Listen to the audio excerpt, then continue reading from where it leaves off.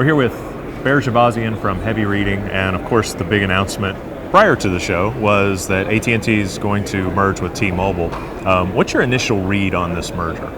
Well, first, I think it was inexcusable for AT&T to take up my Sunday and right before I'm leaving for Orlando, Right.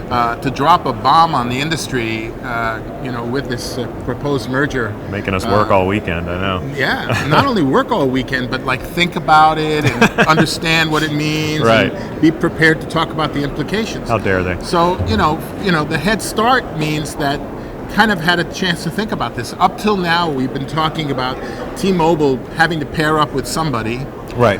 The fourth operator that's kind of a small fraction of what the rest of the industry looks like in the U.S. And obviously, they sent Mr. Hume over from Germany to do a deal. Mm-hmm. And the longer it took him to do that deal, the longer he had to stay here. So I suspect he had some urgency right. in his mission. But in the case of AT&T, all the flaws that we saw in the potential merger with Sprint are solved with AT&T. They have the same technology. Right.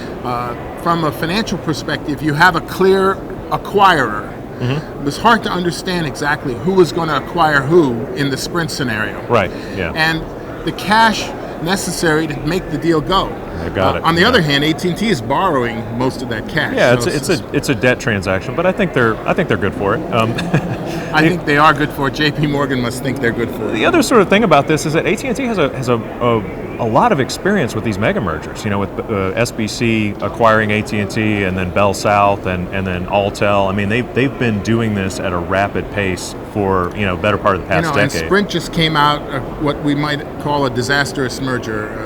Really has set them back considerably to go through that, and I'm not sure they're up for it, that kind of merger again. So in the case of AT&T, I think there really is one big hurdle that everybody's looking at, saying, how are they going to get regulatory approval? Right. And really that comes from multiple agencies now, because you have, antitrust. Is this a market going to remain competitive?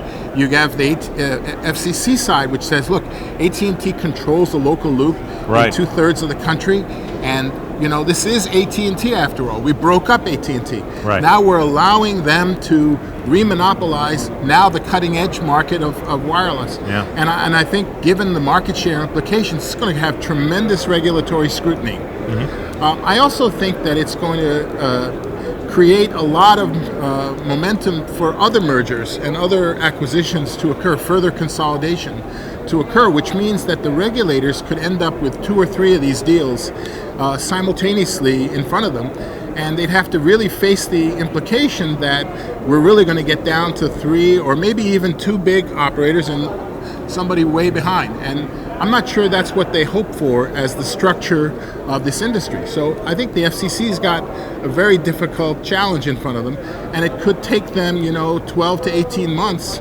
which means that's kind of too long. Yeah, it puts T-Mobile on ice essentially. They're supposed to operate independently, but they're not going to be nearly as competitive. Now, where does this? The sort of last point I want to hit on is where does this go for Sprint? What does this mean for them as a carrier? Before we hit Sprint, Mm-hmm. up till now, T-Mobile has been poking at AT&T. Yeah. And they finally get this woman off the screen. This. Their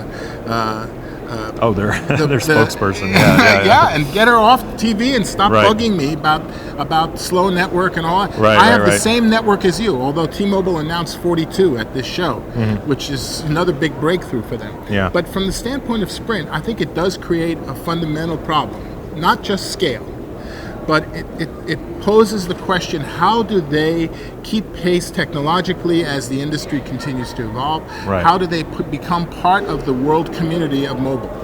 And, this is something they're going to have to find.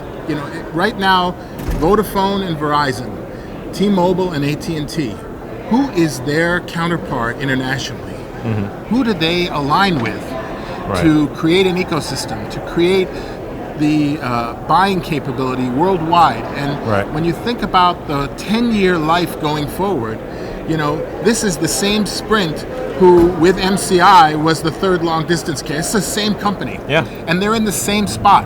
Yeah. So it's just Verizon next door, not MCI. Yeah. So this is a very interesting story. They're going to have to take a serious look at where do they go in the future. Okay, Berge, thanks very much. Thank you.